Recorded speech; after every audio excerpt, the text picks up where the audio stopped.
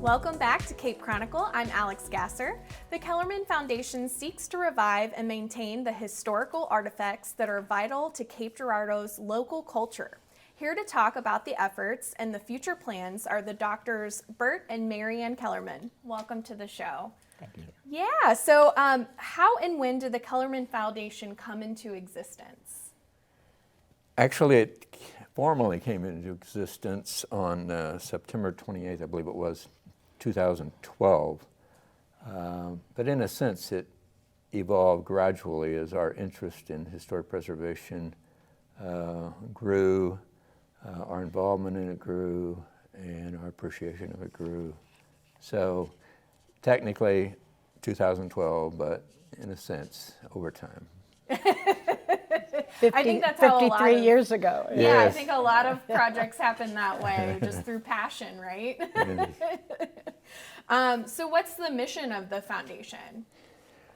Well, the mission, I guess, is, I don't want to read you a mission statement, but basically it is preserving some of the history of Southeast Missouri.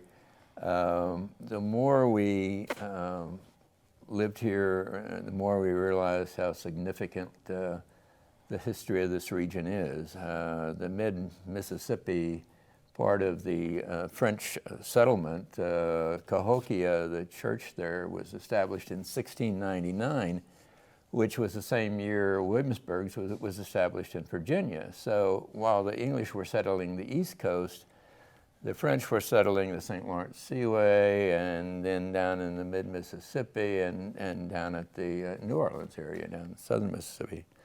So there is a long history here. We had the French in the early 1700s, and then the Germans coming in large numbers in the 1800s. And so there is a tremendous amount of history here that I don't think people realize exists here, and I think we ought to know more about it, preserve it, appreciate what all we've had here.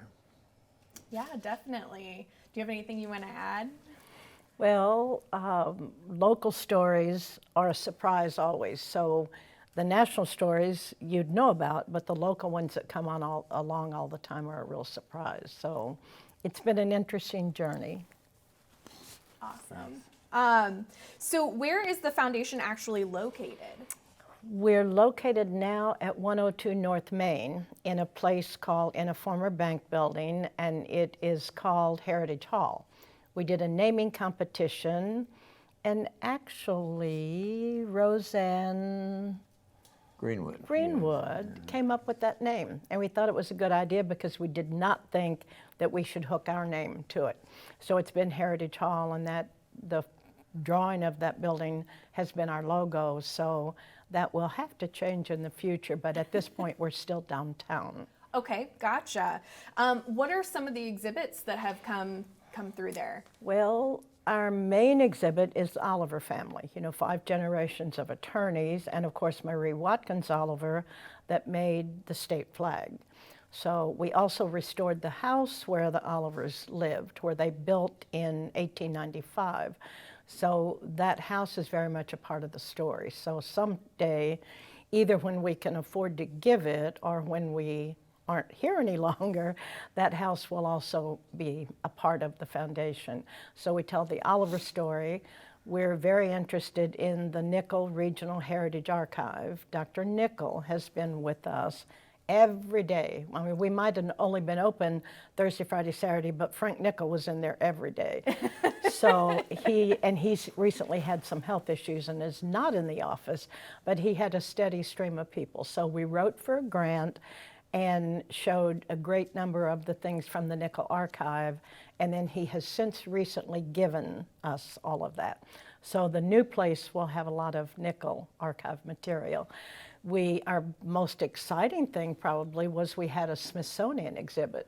Oh, wow. I couldn't believe it. We wrote for a grant, we got it. It was called Waterways, and it was the way in which water affects humanity in all ways, not just transportation, but recreation and religion, and it was a wonderful exhibit, amazing exhibit, but it came right the same time that COVID came. Oh, So we had hundreds of people when we should have had thousands of people. So it was a knockout. We've had an M. Charles Reinhardt exhibit.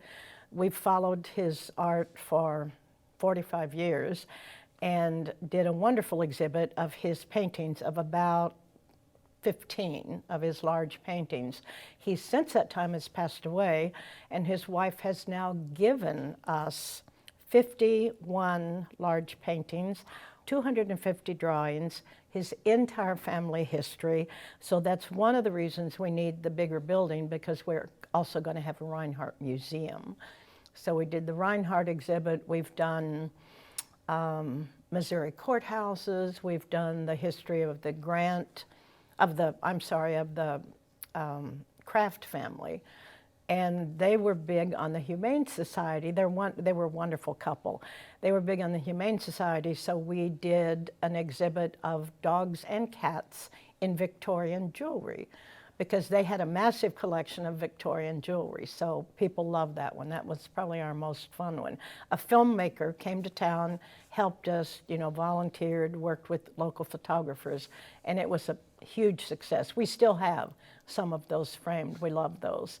So we've had a wide variety. We used to change exhibits 3 times a year, but after the Oliver exhibit got so big and it's permanent, we really didn't have room to make changes, so that's why we're interested in the big building in the new space.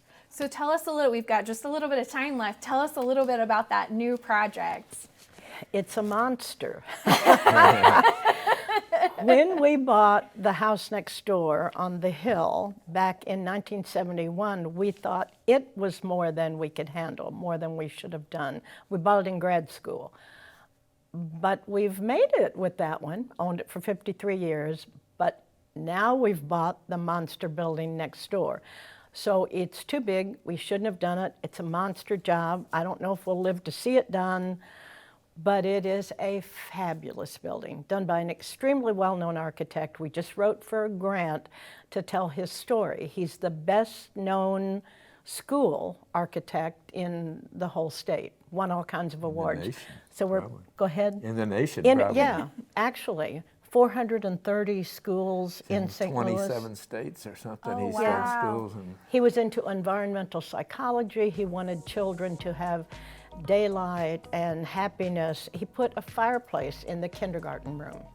So, and those murals that are over the drinking fountains, we really are going to tell the Ittner story. William Ittner was an outstanding architect. Well, thank you guys so much. We really appreciate your time. Thanks again. Thank you for joining today for the Cape Chronicle, the program collaboration among the Department of Mass Media at Southeast Missouri State University, the City of Cape Girardeau, and River Radio. Our executive producer is Eunjung Lee, and I'm Alix Gasser. Thanks so much for watching.